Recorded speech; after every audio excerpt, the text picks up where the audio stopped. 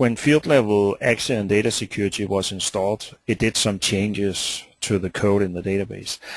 And it's not nice to have a lot of changes if you need to upgrade or implement other add-ons, for example.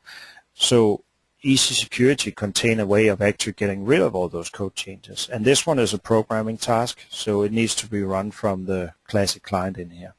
And I'll have to go to the Easy Security company in here. And I'll find my menu.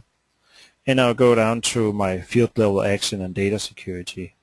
And I had this install file. I will actually go here and I'll just call it delete or one in here. So I have this, I now want to delete the code. And instead of running the implement, I actually going to do the delete changes in code in here. This one is going to do exactly like it did during implementation, but it's actually going to reverse it and take all the changes out of that again.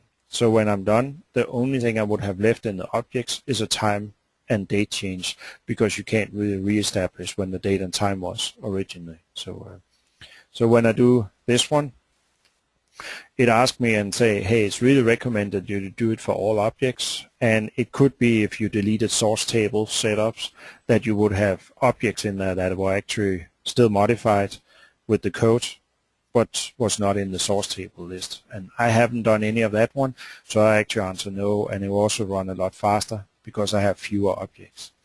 It now exports the objects, and that's of course required that you have developer access to the source code, so you can export in text in here. It then go ahead and delete all the code changes, and it should come up with a screen saying, hey, you have so many objects that needs to be imported. So it exported 124 objects. All the code in the forms were deleted, and all the pages in here. There's one page that actually not getting modified. So when I click OK, it asks me to import the changes.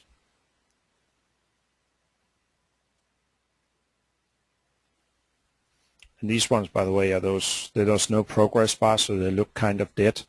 But just wait, it actually works. So there was 126 objects that needs to be compiled.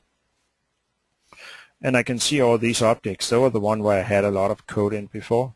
If I look at it right now, there's no code in here any longer for field level and data security. So it's all gone. The only thing that is left is the date and time, and you of course want that to keep on increasing. So this one would now be really easy to actually implement another add-on, because there's basically no changes in here. So the merge would be very, very simple.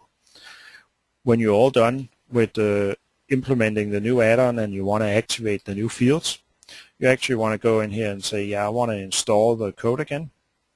So I will do install number 2.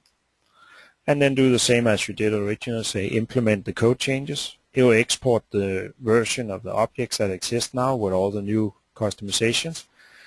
You will write the code in it that is needed, and then you have to import and compile like I did before actually. So it should be done here in a second, and then I should have all the code back to actually control it.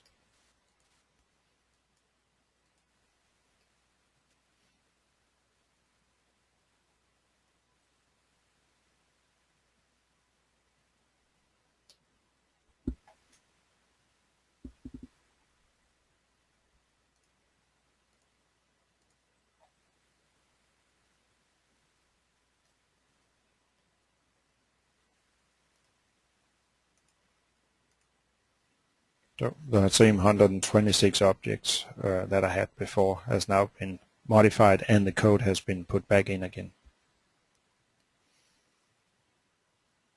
And it all compiles. So this delete and install step can only be done from the Classic client, but everything else can be run from the RoleTailored client. So